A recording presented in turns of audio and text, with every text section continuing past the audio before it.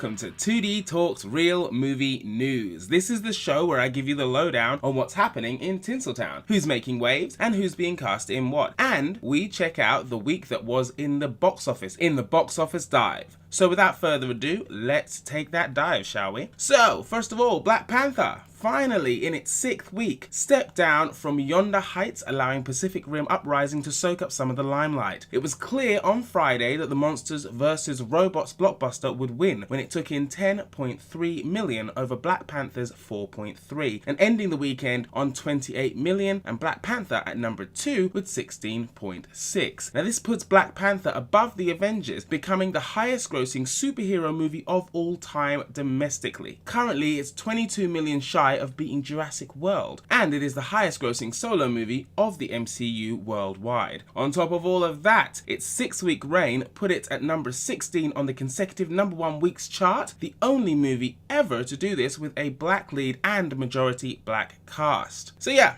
the movie achieved a lot during its run, and it did all of that at number 1. Back to Pacific Rim Uprising, another movie with a black lead, might I add. So yeah, it brought in $28 million on its opening weekend, which isn't huge. It's kind of came in a clatter rather than a big bang. An action movie like this, of this level, should easily score big with audiences rather than critics, but no. It got a B cinema score and 46% on Rotten Tomatoes. But however, overseas, it is doing well, taking in $122 million, putting it at total at $150 million, which is how much it costs to make. So at the moment, it's hitting its budget price. It's obviously going to exceed that and hopefully break even. At number 3, this random yet clearly important faith-based movie, I Can Only Imagine, had a shockingly low drop of 19%, and it is still going strong. Talking about strong week-to-week holds, Love, Simon and Game Night can also celebrate along with I Can Only Imagine, with a 34 and 26% drop respectively. On the flip side, however, Tomb Raider unfortunately doesn't have the same upper arm strength that its lead heroine does, and that slid down by 56% in its 2nd weekend. This does beat out the first Tomb Raider in this respect, which had a 59% drop at the time. Its foreign numbers are helping it to become the 2nd highest grossing in the franchise, so that's above the 2nd movie. And A Wrinkle in Time is quickly being forgotten with another 50% drop. At this rate, it is doubtful that it will break the all-important 100k domestic that is so richly desired.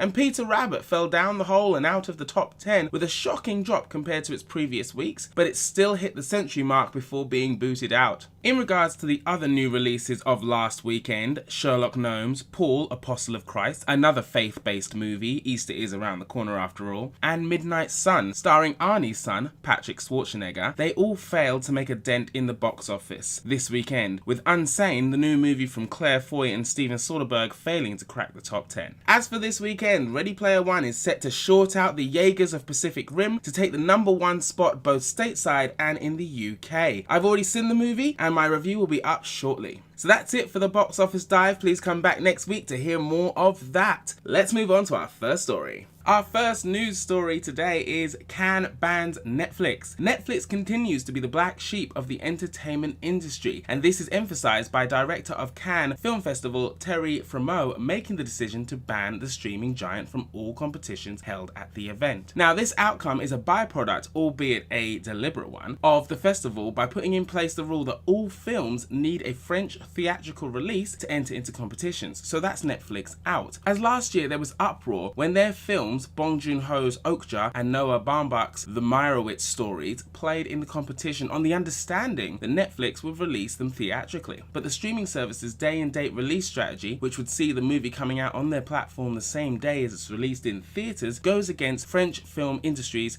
36-month rule. So Netflix refused to release either movie as a result. Fremeau said of this situation, Cannes aspires to welcome all sources of contemporary creativity, and today Amazon and Netflix, and tomorrow perhaps Apple, represent something important, especially because they work with brilliant filmmakers, some of who are among Cannes' returning auteurs. These new partners of the film sector have a very strong economic footprint. We will eventually come up with a good agreement, because in order for film to become part of history, it must go through theatres, box office, the critics, the passion of cinephiles, awards campaigns, books, directories, filmography, biographies, the collective discussions in cafes, in theatres, and on radio. All of this is part of a tradition on which the history of film is based. Last year in France, the films from Noah Baumbach and Bong Joon-ho sadly didn't really exist. They got lost in the algorithms of Netflix. These films don't belong in the psyche of film lovers. It is unfortunate because these are beautiful films, but eventually we will understand that the history of cinema and the history of the internet are not the same thing. Absolutely brilliant words there from Mr. Farrow. Now, they're still able to show their films, however, so it's not a total ban, but it's the most important ban.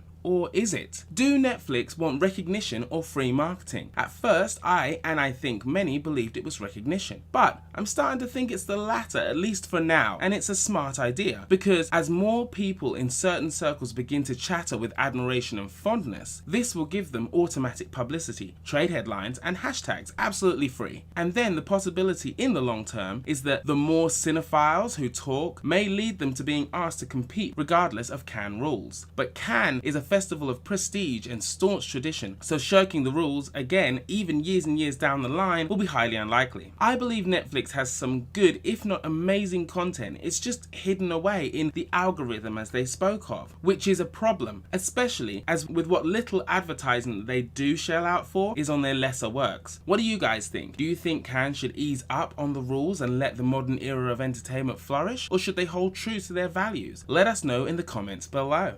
And our second and final bit of information today is big bucks in the Upside Down. The cast of Stranger Things are said to be wrapping up their shiny new contracts ahead of filming for season 3 of the hit show, which is reported to start at the end of April with a 2019 release. Originally, the child cast were all paid the same amount per episode, $30,000. But things have changed as their popularity rises, and now they're looking to close their new deals on around $250K per episode for the 4 boys, Finn Wolfhard, Gatton Matarazzo, Caleb McLaughlin, and Noah Schnapp. However, Millie Bobby Brown's team have decided to negotiate her pay deal separate from her peers, and it has been reported that she will possibly earn as much as $300K per episode. The adult leads, Winona Ryder and David Harbour, will be getting $350 as they've been in the business for longer, and the teen cast is set to take home about $150K per episode as they have smaller parts as a whole. Now, I don't know about you, but I'm getting a weird vibe from Millie Bobby Brown of late. She's starting to distance herself from the rest of the child cast, arriving separately to events, and now these secret negotiations. What do you guys think? Do you think she should be paid the same as her fellow cast members, or do you think she deserves special treatment? With the equal gender pay discussion also being bandied about, is this a problem for that movement? Let us know in the comments below, guys. So that's it from 2DTalk's Real Movie News. I hope you're a little wiser than you were moments ago. Please like, share, subscribe. Don't forget to hit us up on Facebook, Twitter, and Instagram. Don't forget to check out our other reviews, including our latest Tomb Raider review as well. That's it, guys. Take care. Bye-bye.